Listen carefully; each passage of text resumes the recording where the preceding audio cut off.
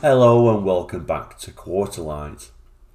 Today we're going to look at another classic Ford, this time the predecessor of the Ford Escort, the Ford Anglia. The Anglia name was used many times, but we're going to look at the fourth generation, which is what most people think of the Anglia, with its fins and its reverse rear window and that sort of slanted grille, a very sort of Americanized styled car. It ran from 1959 to 1968 and was a very successful car until things like the Escort and the Cortina came out, and they sold in absolutely huge numbers. The brochure we're going to look at today is kind of like late in the Anglia series. It's roughly from about 1967, so it also includes the Ford Anglia Super. So let's have a quick look at that brochure now.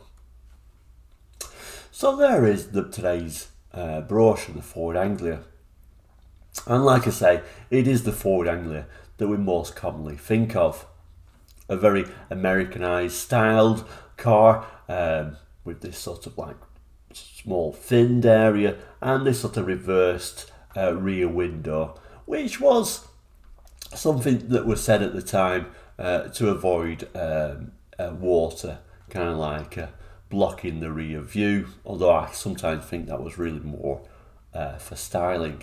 A car very much popularised with programmes like Harry Potter, where they had that sort of magical flying version.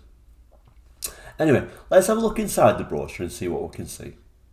So here we have the first page, and it's really showing on here that it's a popular car and you should feel confident in buying it. A sort of small car, but certainly aimed at sort of small families, being a four-seater car with reasonable luggage space for such a small vehicle. It's also showing on the very low running costs, 2,500 miles between services. Initially, this sort of small car, it had a 997cc overhead cam straight 4 engine, and that was coupled with a 4-speed manual gearbox with a synchromesh on the top 3 gears. It was often referred to as the Ford Anglia 105E. I seem to notice in this brochure it tends to be showing the deluxe version. You can't really see it on this one, but the deluxe version had a chrome grille rather than the painted grille. But anyway, let's have a look at the next page and see what else we can see. Okay, this next page is showing the interior of the Ford Anglia, and you can see straight away it's an extremely simple, basic, small car. It's giving the impression that it's a real car comfort, and there's room to stretch out, although there isn't a great deal of space in it in reality.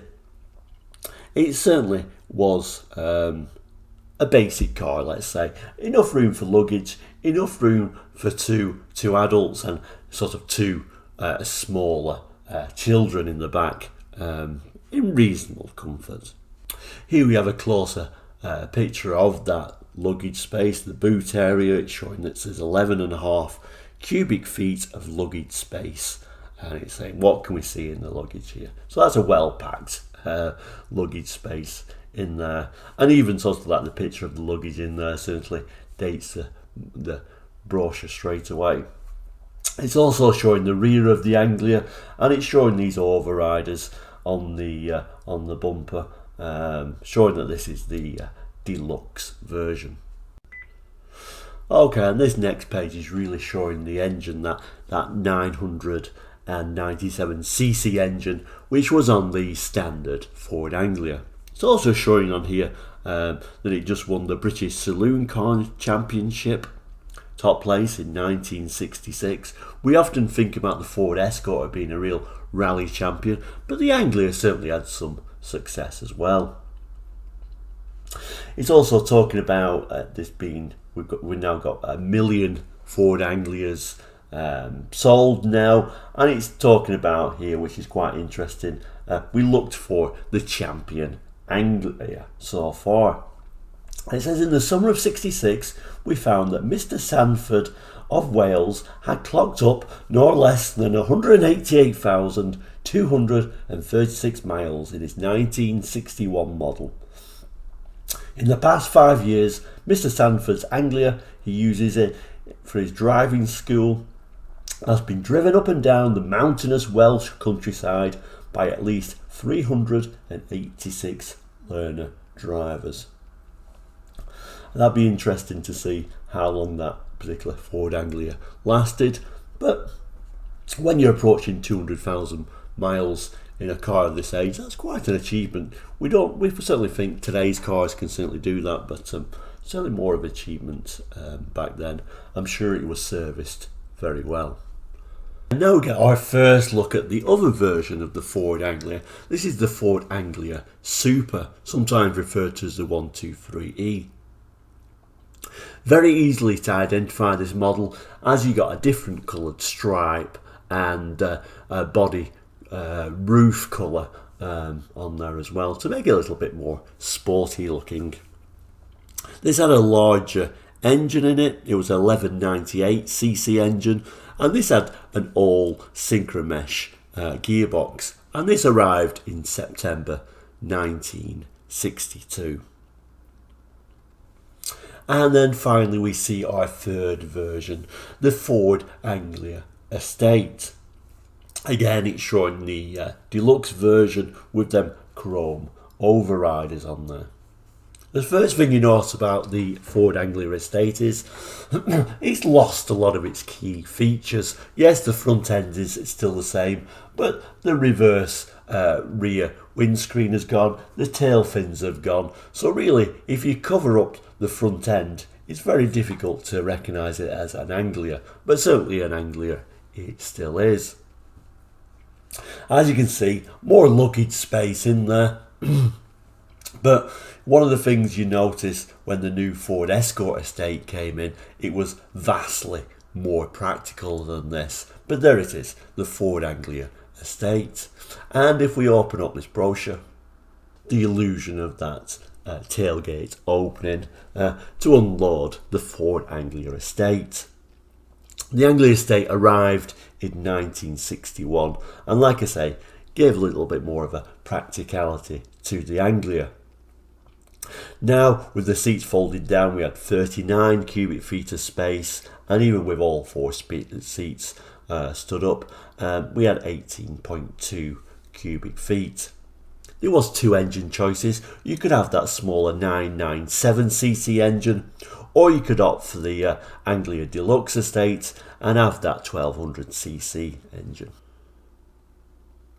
So here we have the final inside page. It's showing the servicing, genuine Ford Motor parts or Ford Motor Company parts. Showing a routine service check should be around 2,500 miles.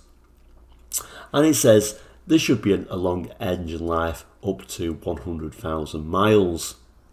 And on the other side, it's showing some of the real Ford accessories that you could fit to your Ford Anglia. And there is the final back page of the Ford Anglia brochure. It's showing the different engines. Like I say, the standard Anglia Saloon had a 997cc engine. The Anglia Super had that 1198cc engine, and the Estate could have a choice of either. The transmission on the Anglia Saloon was a 4-speed with synchromesh on the top 3 gears, and the Anglia Super had that all synchromesh gearbox. It also mentions the extras for the Deluxe, so additional adornments, full width radiator grille, opening rear quarter windows, passenger sun visor, Combined courtesy and interior light, 2 rear ashtrays, coloured floor covering, glove compartment lid, temperature gauge, oil pressure and main beam warning light, screen washer, heater and demister. Optional extras, you could have white sidewall tyres on the deluxe version. And that concludes the Ford Anglia brochure. The Ford Anglia was very much a love it or hate it design. Personally, I love it with those fins and that reverse rear window. It certainly looked like something a little bit different, something a little special. When it was replaced by the Ford Escort, it went to a very ordinary, conservative design. Although that certainly didn't affect sales, the Ford Escort, of course, sold in huge numbers. Thank you once again for watching Quarterline. We will shortly have more reviews and brochures, so for now please do like and subscribe if you're able to. So take care and goodbye.